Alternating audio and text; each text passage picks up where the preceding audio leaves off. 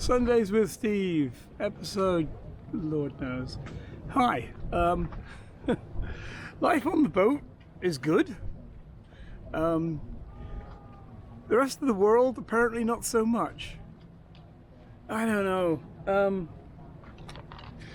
There's a Russian submarine that got into problems in the Mediterranean, and it's trying to get back to Russia. That's about 4,000 kilometers, and their engine is just leaking everything, and it's in a lot of trouble. Now, normally they would just ask for help and people would help them. Because of this Ukrainian situation, everyone hates Russia, and they hate everybody. So that's not going to happen. So God knows what's going to happen with this stupid submarine. But it's like, if they hadn't invaded Ukraine, or if they'd been stopped much quicker, because people actually believe that Ukraine could stop them, then the whole world would be in a different place. Now everyone's like arming up, and if you've got arms, you're more likely to use them. The world is just, I don't know. Sometimes I'm glad I'm on a boat. It rained a lot yesterday. Well, it didn't really rain a lot yesterday. It rained very quickly twice. We're in this cafe, and literally from second 0 to second 8, it went from no rain to an absolute torrential downpour. It was crazy. I've never seen anything like it. It was like someone just tipped a bucket of water on Malta. But hey, you know. Portland! The fuck? I've seen people, friends of mine, going around with video, shooting video. It looks like a war zone. Oh no, it doesn't look like a war zone. It looks very peaceful, very nice. There's no one even protesting. It's like, for Christ's sake, you want to send the troops in there? Why? Well, we know why, because he just wants to normalize sending the troops in. He did it earlier, he's doing it more, but he's told them to be more forceful this time. Use full force. Whatever that means. That's not even a term. It's like full force. I don't know. It's annoying because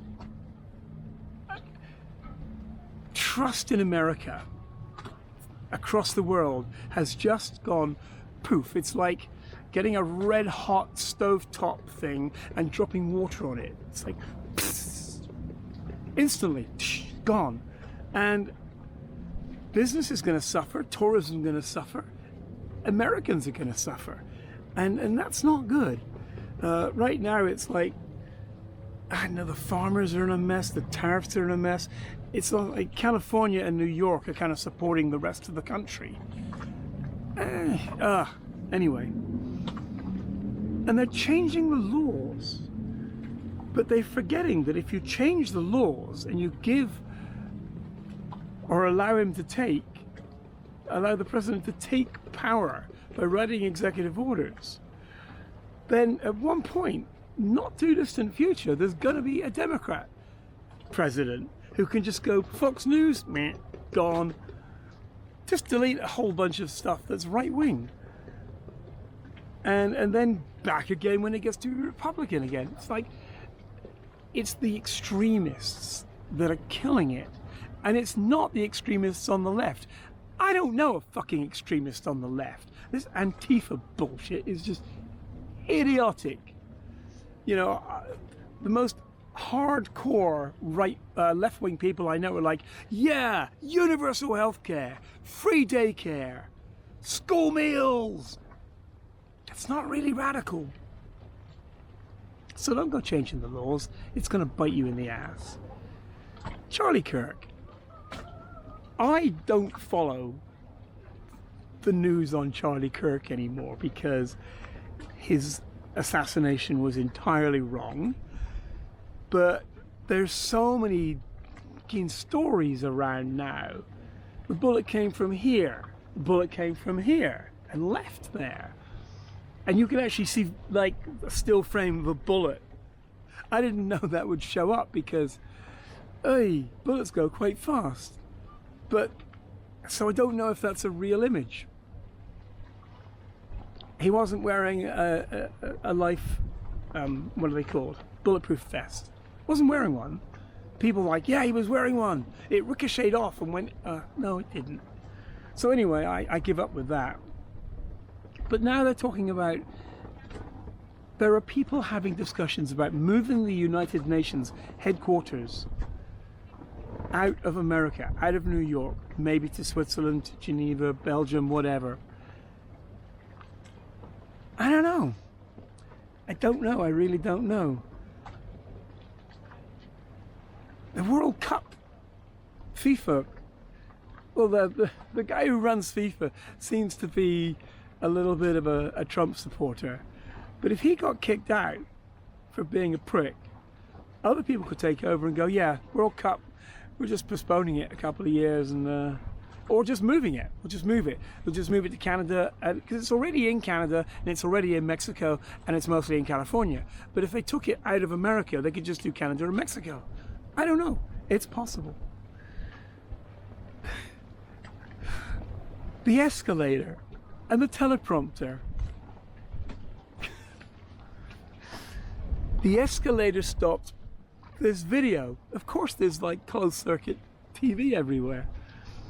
It was one of Trump's entourage, possibly the videographer, that tripped the mechanism that stopped the escalator.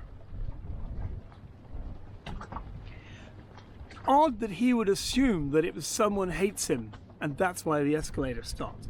That's just fucking weird. If something goes wrong in my life, I don't go, it's because everyone hates me. What a fucking mess his brain must be. And the teleprompter was being operated by one of his staff, not by the United Nations. They hand over the controls. That's why it went wrong. So I'm going to teach you how to tie a knot. This is a rope. They call them lines on boats, but what you do, this is a bowline, and if you learn how to tie this knot, you'll thank me forever, because at some point you'll need to tie something to something, and a bowline is what you use. You put it around something, so it's, hang on, let's move the camera down a little bit.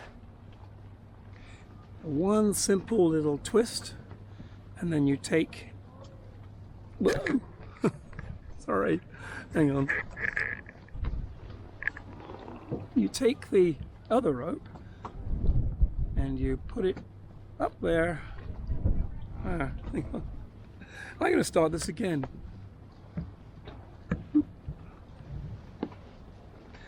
One twist in the rope, and you take your other rope here and you put it up one side, round the back, and down in the middle again. And it doesn't slip.